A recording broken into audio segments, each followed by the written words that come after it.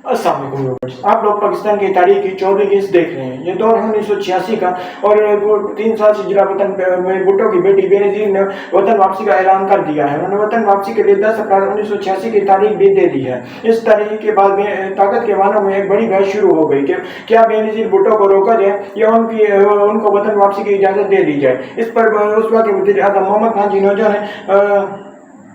उस वक्त सदर जनरल जियाउल हक को कायल कर लिया कि बेनज़ीर भुट्टो को ना रोका जाए बल्कि उनको वतन वापसी की इजाज़त दे दी जाए। फिर 10 अप्रैल 1986 का दिन आया।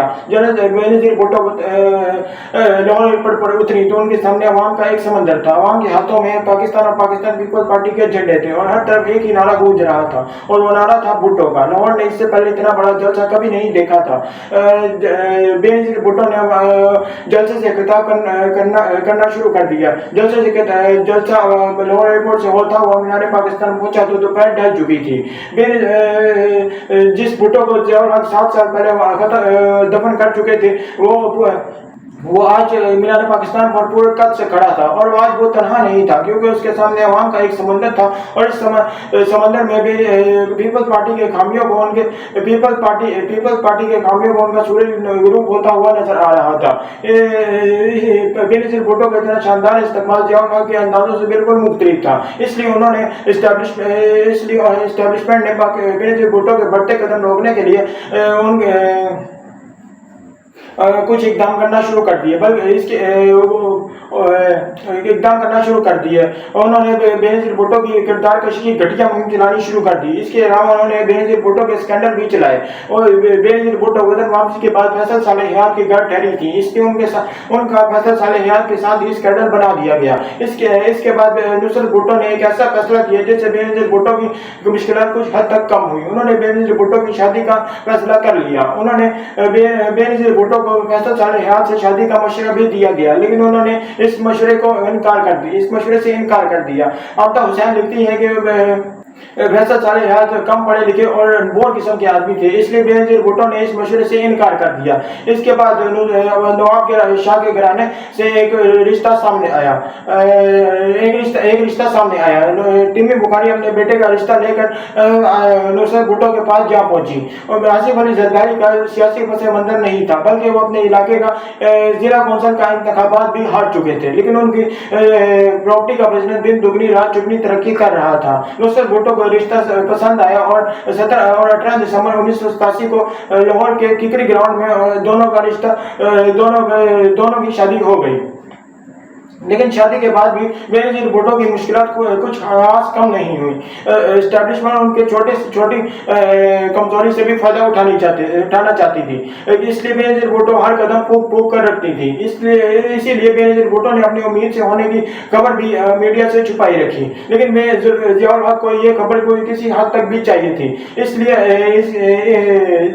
जब जियाउल हक ने 1988 में जुनेजो हुकूमत को बरतरफ किया तो उन्होंने कोई तारीख का ऐलान नहीं किया था क्योंकि उनको इंटेलिजेंस रिपोर्ट मिल चुकी थी कि बेनज़ीर भुट्टो उम्मीद से हैं। इसलिए उन्होंने इंटेलिजेंस को काम पर लगाया हुआ था कि वो दुरुस्त से दुरुस्त तारीख का पता लगा सकें।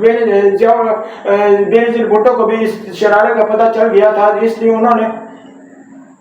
इसलिए वो धीरे ढाले का लिबास पहनती ताकि देखने वाले कुछ अंदाजा ना लगा सकें। इसके अलावा उन्होंने ये मशहूर करा दिया कि वो नवंबर में मां बनने वाली है। ये खबर जुलाई में जियाउल हक के पास भी पहुंची लेकिन वो पहले ही 20 अगस्त को इंतखाबात का ऐलान कर चुके थे लेकिन फिर उन्होंने 20 जुलाई को फिर अपनी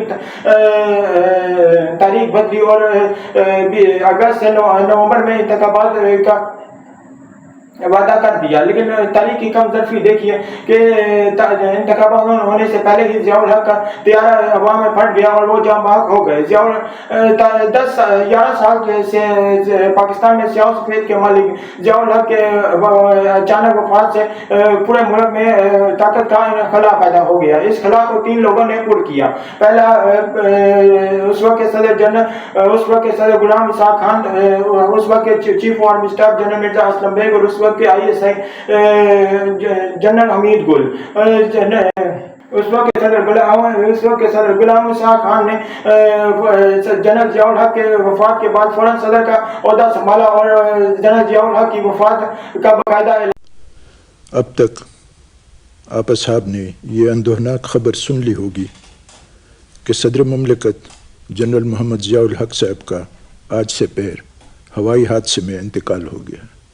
इन्ना लिल्लाहि व इन्ना इलैहि राजिऊन किया और उन्होंने इंटेलिजेंस रिपोर्ट के मुताबिक नवंबर में ही इंतखाबात का वादा जारी रखा, लेकिन ये रिपोर्ट गलत थी और यही हुआ कि बिलावल इंतखाबात से 2 महीने पहले मतलब सितंबर में पैदा हो गए और इस तरह बेनज़ीर भुट्टो को इंतखाबी मुहिम चलाने का वक्त मिल गया। 1988 के इंतखाबात एक तवील मार्शल के बाद के इंतखाबात थे। इस इंतखाबात की कहानी आपको अगली किस्त में जरूर सुनाएंगे और